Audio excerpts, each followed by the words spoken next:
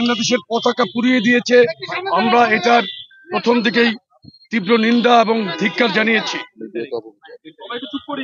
ভারতীয় কতিপয় গদি মিডিয়া যারা বাংলাদেশ সম্পর্কে বরাবরই মিথ্যা প্রচারণা করছে, মিথ্যা প্রচারণা করে বেশ কর্মসূচি ছিল স্মারকলিপি আমরা এখন ইন্ডিয়ান হাই কমিশনে আমরা পৌঁছে দিলাম।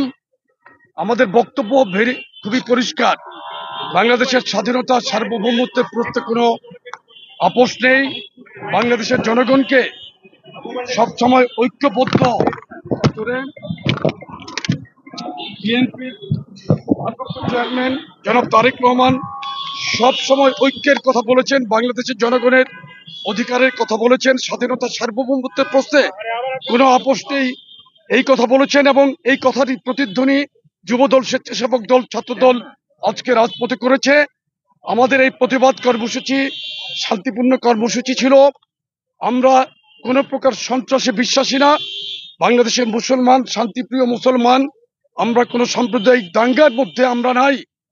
দেখেন, এই 95% শতকরা 95% মুসলমানের দেশে একজন মুসলমান আইনজীবীকে ইসকন যেভাবে নির্মমভাবে হত্যা করেছে সেটা অকল্পনীয়। তারপরে এই দেশের মুসলমান কিন্তু সর্বোচ্চ ধৈর্য ধারণ করেছে, সংযম দেখিয়েছে। কিন্তু ভারতে প্রতিনিয়ত মুসলমানদের উপর নির্যাতন হচ্ছে। শ্বশ্রমণ্ডিত বৃদ্ধ মুসলমানদেরকে তারা দাড়ি টেনে ছিঁড়ে ফেলছে, গোশত রাখার অপরাধে মানুষকে মেরে ফেলছে।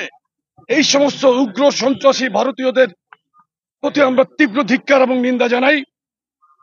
পাশাপাশি বাংলাদেশের সীমান্তে ভারতীয় বাহিনীর গুলিবর্ষণ করে যে হত্যা করছে তার তীব্র নিন্দা জানাই। প্রত্যেকটি অপপ্রয়াস, ভারতের অপপ্রয়াসকে আমরা তীব্র নিন্দা জানাই। আমরা ভারতের প্রতি আমরা সুপ্রতিবেশী সুলভ আচরণ চাই। ইতিপূর্বে আমাদের প্রিয় নেত্রী দেশনেত্রী বেগম খালেদা জিয়া বলেছিলেন, বাংলাদেশের বাইরে আমাদের কোনো প্রভু নেই, আমাদের বন্ধু আছে কিন্তু কোনো প্রভু নেই।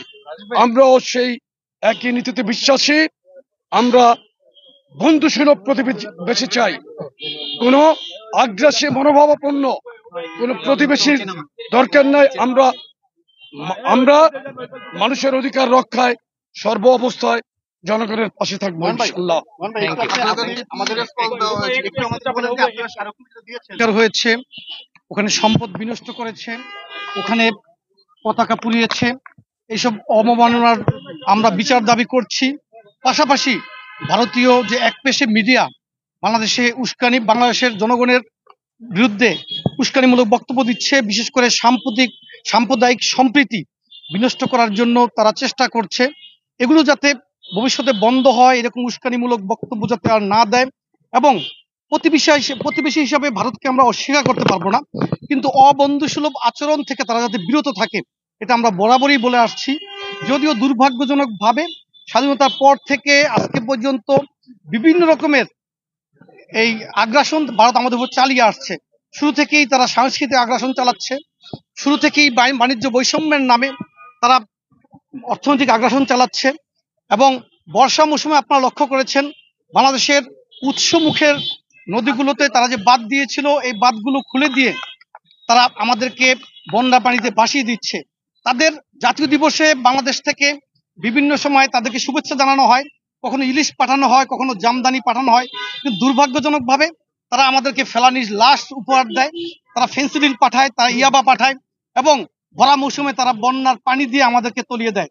আমরা চাই তারা বন্ধুসুলভ আচরণ করুক। এবং আমরা আরো বলতে চাই, বাংলাদেশের স্বাধীনতা সার্বভৌমত্ব কারো দয়ার দান নয়। শহীদ রাষ্ট্রপতি জিয়াউর রহমান 1971 সালে শুধু ওই রিভোল্ট বলেই ক্ষান্ত হননি, হাতে রিকয়েললেস রাইফেল তুলে নিয়েছিলেন, রণাঙ্গনে ঝাঁপিয়ে পড়েছিলেন, শৌর্য, বীর্য আর সাহসের পরীক্ষায় উত্তীর্ণ হয়ে স্বাধীনতার লাল সূর্যটাকে ছিনিয়ে এনেছিলেন। পাশাপাশি আমাদের প্রিয় নেতা দেশনায়ক জনাব তারেক রহমান হাজার মাইল দূরে থেকেও বাংলাদেশের প্রতি ইঞ্চি ভূমির স্বাধীনতা সার্বভৌমত্ব রক্ষা করার জন্য নিরন্তর সংগ্রাম চালিয়ে যাচ্ছেন। বাংলাদেশের জনগণকে ঐক্যবদ্ধ করে এই সংগ্রাম আমরা চলমান রাখবো ইনশাআল্লাহ। বিশেষ করে বাংলাদেশ জাতীয়তাবাদী যুবদল, বাংলাদেশ জাতীয়তাবাদী স্বেচ্ছাসেবক দল, বাংলাদেশ জাতীয়তাবাদী ছাত্র দল ঐক্যবদ্ধভাবে ভবিষ্যতে বাংলাদেশের বিরুদ্ধে যে কোনো ষড়যন্ত্র রুখে দেবে ইনশাআল্লাহ।